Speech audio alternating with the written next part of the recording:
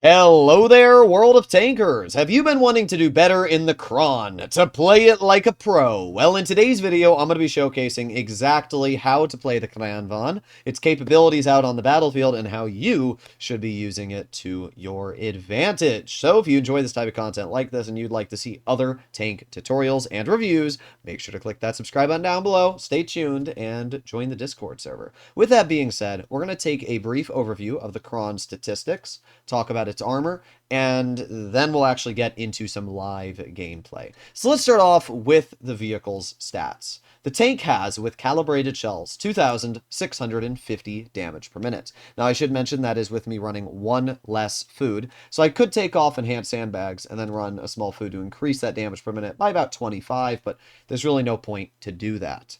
DPM is actually really good on this tank. It's about the same as your average heavy, but that's solid judging that you have 3 shells to work with. So you can deal a potential of 1,230 damage in this vehicle in as little as 5.4 seconds if you really need to.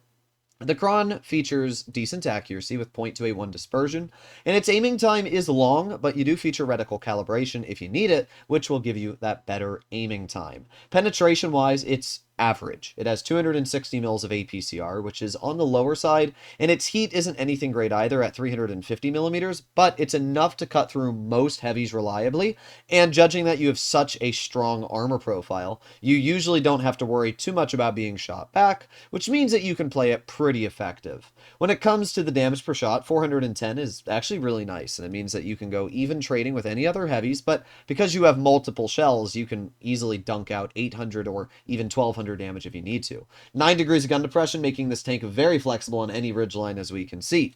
Mobility-wise, it's pretty average. It has a top speed of 34 with a power to weight of 15. It stays at a decent top speed, it's just really slow when it comes to its base speed. So you have to use super speed boost, which it has access to.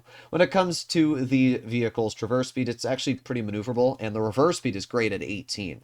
When it comes to the vehicle's loadout, I am going to be running today reticle calibration and improved engine power boost. Improved engine power gives us a 4 kilometer per hour top speed buff and an 8 kilometer per hour reverse speed buff, which means that I can go from 18 reverse to 26, and I can go from 34 to 38 top speed, which is actually quite nice.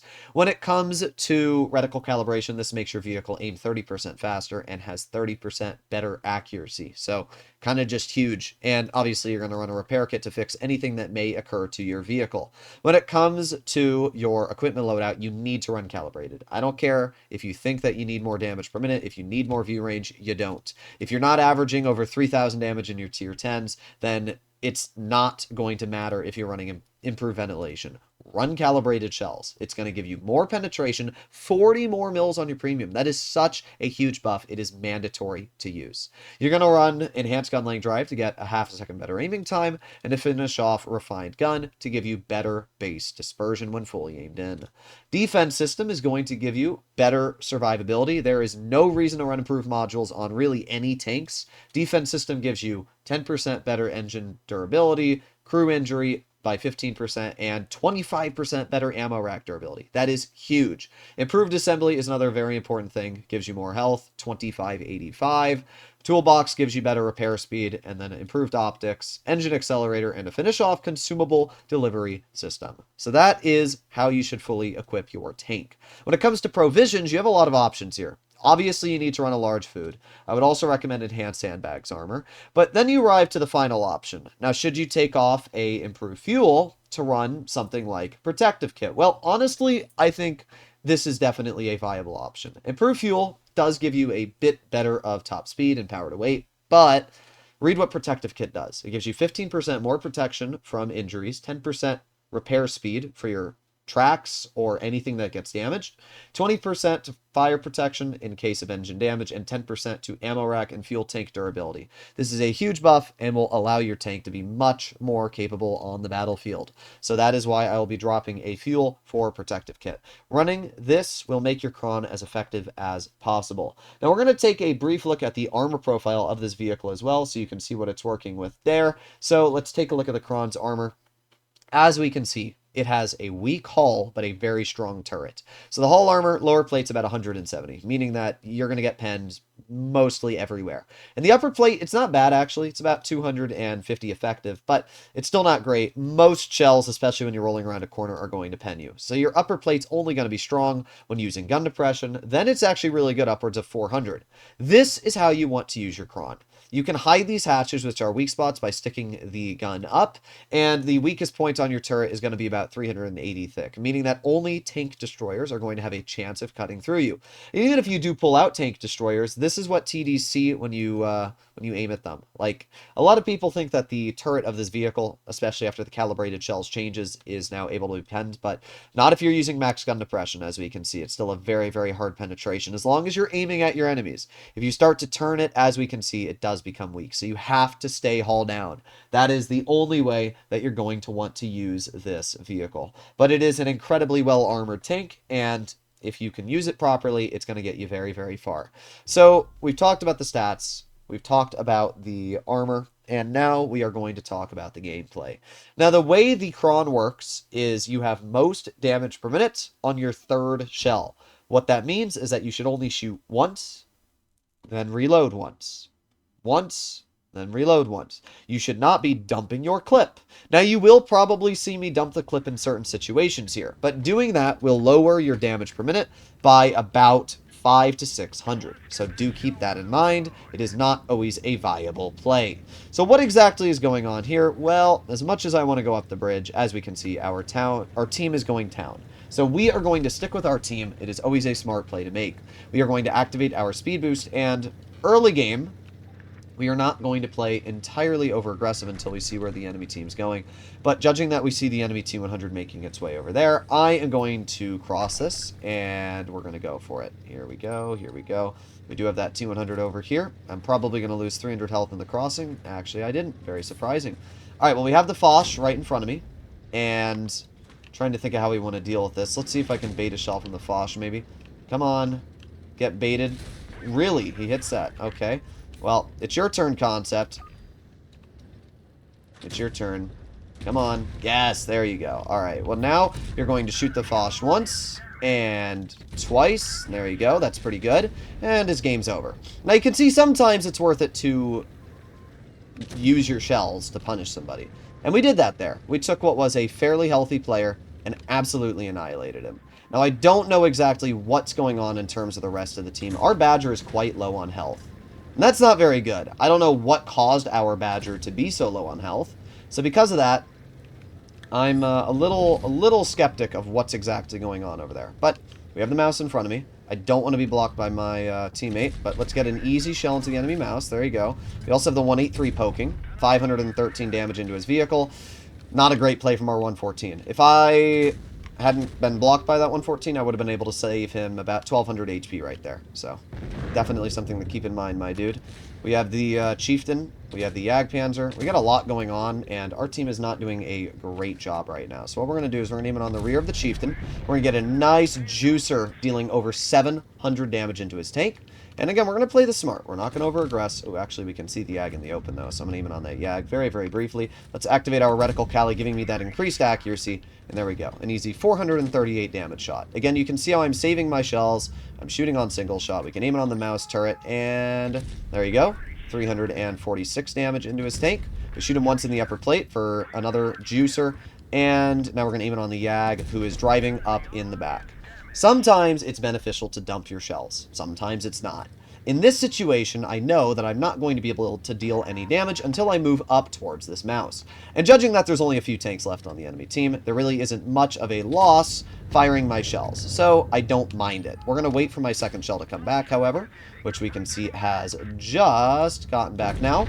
We're going to get an easy shell firing into the enemy mouse. And just like that, there's only one tank left on the enemy team, the FE2 and 5P183, who gets cleared. There's a Marat, who is very low on health. And just like that, we will have ourselves a victory. So, this battle, we can see that I played smart. I used my clip accordingly, and I bled very minimal health. The only HP I bled was in the beginning against the enemy Foch. But sometimes it is worth it to try and bait or lose a little bit of health to completely annihilate an enemy. And we did that. We took what was a full health Foch, brought him down to 100 health, ruined his game. It's worth it. And my concept actually listened to me. He poked, baited the Foch, because I didn't want to have to poke again and lose another 560. So my concept was actually a decent player.